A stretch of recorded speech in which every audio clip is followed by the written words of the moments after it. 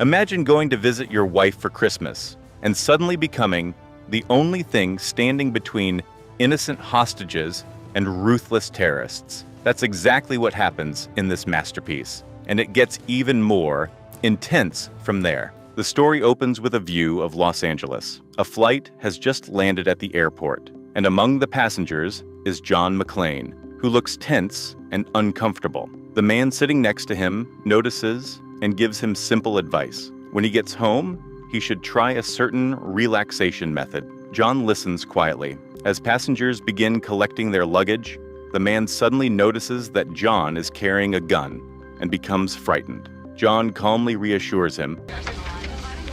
It's okay, I'm a cop. He has worked in the police force for 11 years. He mentions that his family lives in Los Angeles, which is why he's visiting them for Christmas. The scene shifts to Nakatomi Plaza, where the Nakatomi Corporation is hosting a large Christmas party. At the party, a woman named Holly receives a phone call from her daughter. Through this conversation, we learn that Holly is John's wife and that she knows he's on his way. At the airport, John meets his driver, gets into the car, and heads toward Nakatomi Plaza. When John arrives, he notices Holly's name on the directory and realizes she has changed her surname, removing McClane. This makes it clear their relationship is strained. John goes to the upper floor, where he meets Joseph Takagi, an ordinary-looking man who is actually the owner of Nakatomi Corporation. Takagi welcomes John and tells him that Holly works there. When Holly sees John, she's surprised by his sudden appearance. Later, they go into a private room where John tries to convince her that they shouldn't separate. He tells her their daughter misses them deeply and would be hurt if they stayed apart. However, Holly doesn't accept his words. At that moment, another woman interrupts to inform Holly of a phone call, and Holly leaves the room. Suddenly, a large truck approaches Nakatomi Plaza. Within moments, it crashes into the building. Two attackers enter through the main gate. To magic, then back to Worthy, right? Boom! 2 points. One of them goes to the control room and shuts down all the elevators, locking them at the 29th floor so no one can reach the 30th floor or come down. The truck parked in the basement opens, signaling the start of the terrorist takeover. Many armed men exit the truck and begin entering the building. Soon, we see the group's leader, Hans. The attackers move toward the upper floors and quickly reach the 30th. Their first action is to cut the telephone lines, so no one inside can contact the outside world. Then they open fire, spreading panic everywhere. Smoke and chaos fill the area. John McClane immediately becomes alert, pulls out his gun, and steps outside barefoot to investigate. The attackers go room to room, forcing people out and gathering everyone together. One man enters John's room, but John isn't there. Soon, all the hostages are brought into the main hall. Hans begins questioning them, asking who Joseph is and who owns the company. Joseph steps forward, and Hans takes him away. Meanwhile, John reaches the 30th floor and sees armed men moving downstairs with heavy weapons. Hans takes Joseph Takagi to his office. One of Hans' men starts operating Takagi's computer, while Takagi is forced to sit nearby. They demand the password for access. When Takagi refuses, Hans calmly explains that they're not interested in stealing personal items or his company. They only want the $640 million bonds stored in the system, and once they get it, they'll quietly leave. Want money? What kind of terrorists are you? John secretly reaches the area and listens to their conversation, trying to understand what's happening. I'm going to count to 3. There will not be a 4.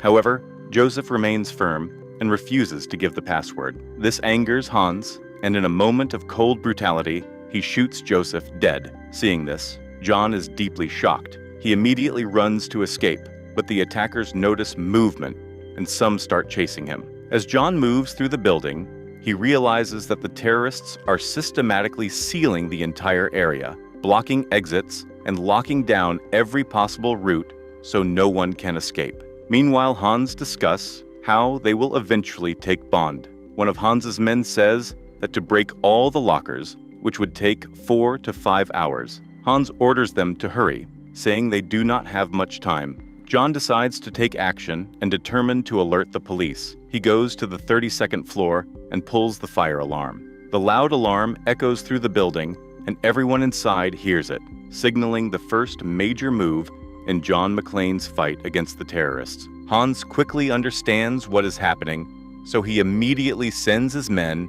up to the 32nd floor. At the same time, he contacts the security staff downstairs and orders them to stop everyone. He also instructs them to call the fire department and tell them that the fire alarm was triggered by mistake and that everything inside the building is under control. The man follows these orders and calls the fire brigade, informing them that there is no real emergency and that the situation is normal. Because of this, the fire department vehicles turn back and leave. Just then, one of Hans' men arrives on the 32nd floor to stop John. John notices him in time and makes a sudden attack. A fierce fight breaks out, and within moments, John overpowers and kills him. Afterward, John takes all his belongings, including his machine gun and equipment, then sends the man's body down to the 30th floor. When the body reaches the party floor, the terrorists see their dead companion. Written on the man's t-shirt is a clear message from John,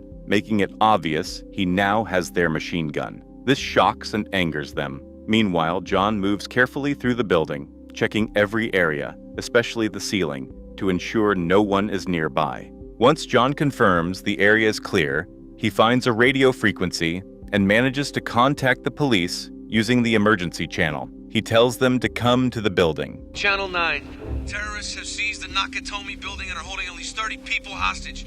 The terrorists quickly realize someone is trying to contact the police and rush toward the rooftop.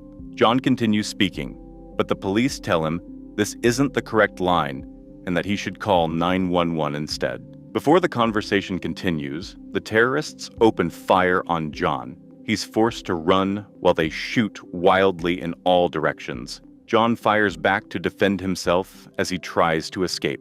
Soon, the police receive information pointing them toward Nakatomi Plaza. Meanwhile, John realizes that staying on the roof will get him killed, so he makes his way back inside the building. The terrorists chase him, but catching John McClane isn't easy. He repeatedly outsmarts them, leading them into traps and taking down their men one by one whenever he gets the chance. Eventually, John crawls into the air conditioning tunnel. The terrorists fire blindly into the vents, trying to kill him. At the same time, a police officer arrives at Nakatomi Plaza. However, one of the terrorists lies to him, saying everything is fine and that someone must have made a false emergency call. Believing this, the officer prepares to leave. Just then, John emerges from a tunnel and is spotted by one of the terrorists, who immediately calls his partner. The two are about to kill John, but he attacks first, killing one while the second continues to chase him. Using his intelligence, John lures the man into a trap and kills him as well. John realizes the police officer is outside but about to leave. To stop him, he throws one of the terrorists' bodies onto the police car and fires a few shots. Seeing this, the officer finally understands something is seriously wrong inside the building. He immediately reports the situation, and soon police units from across the city begin heading toward Nakatomi Plaza. This information reaches Hans and his men, making them tense and worried. Hans begins talking about John, admitting he still doesn't understand who this man is or how he's managing to defeat trained men so easily. He's shocked that John has already killed several of his people. Hans orders his men to verify the situation. They go to the upper floor and discover that John has set up traps and defensive measures. They report everything to Hans, which frustrates him even more. Enraged and under pressure, Hans immediately calls his remaining men and prepares his next move. After that, Hans asks how much work is left, and his men reply, it will be completed soon. He orders them to finish quickly. Meanwhile, the police officer outside uses the emergency radio and asks if the person who contacted police earlier can still hear him. John responds, and the officer asks him to explain everything. John describes the entire situation in detail, even providing the terrorists' names that he overheard. After hearing this, the officer reports everything to headquarters, and soon the entire city police force is mobilized. The FBI also arrives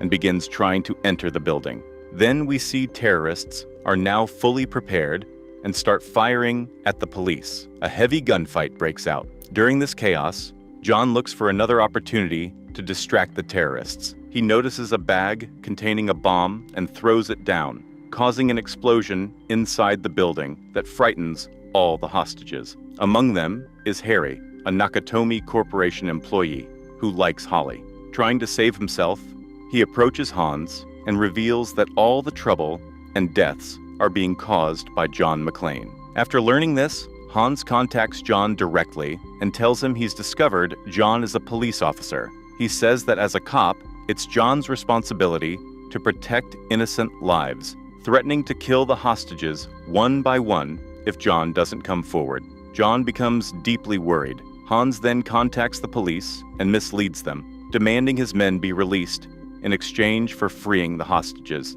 He also demands a helicopter within 2 hours. The police begin considering his demands, unaware that Hans's real objective is to escape with the $640 million in bonds. After that, Hans leaves his hiding place and begins searching for John. After some time, he encounters John, who is holding him at gunpoint. Hans quickly realizes John has never seen his face clearly, so he pretends to be a hostage and begs for mercy. Whoa, relax. Relax, I'm not gonna hurt you. I'm not gonna hurt you!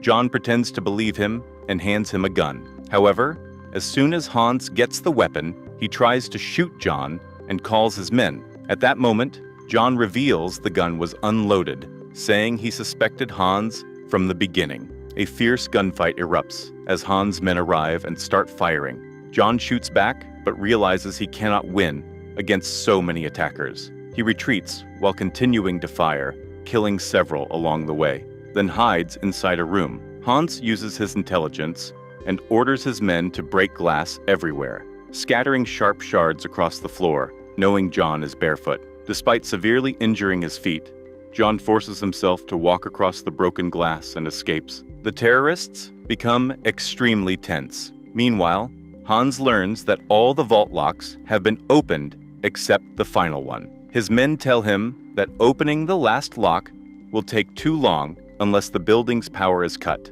Hans orders them to shut off the electricity, allowing them to open the final vault. Once the money is secured, they begin packing it and demand a helicopter within 20 minutes. John treats his wounds and prepares for the final confrontation. He notices explosives planted throughout the building and realizes the terrorists plan to destroy the entire place after escaping. While observing this, one of the terrorists attacks him. Although injured, John manages to fight back and kill him. Meanwhile, Hans discovers John's family photo and realizes Holly is John's wife. He captures Holly and takes her to the vault area. John arrives and sees Hans holding Holly at gunpoint. Hans orders John to drop his weapon, and John complies. Hans is about to kill John when John reveals he has another gun hidden on his back. He quickly pulls it out and shoots Hans and his remaining men. Hans falls from the building, but grabs Holly's wrist while falling. At the last moment, John saves Holly and Hans falls to his death. One by one, the hostages are freed and exit the building. John walks out with Holly, and the police praise him for his bravery and heroism, acknowledging that he saved countless innocent lives. With this, the story comes to an end. Please like, subscribe, and click the bell.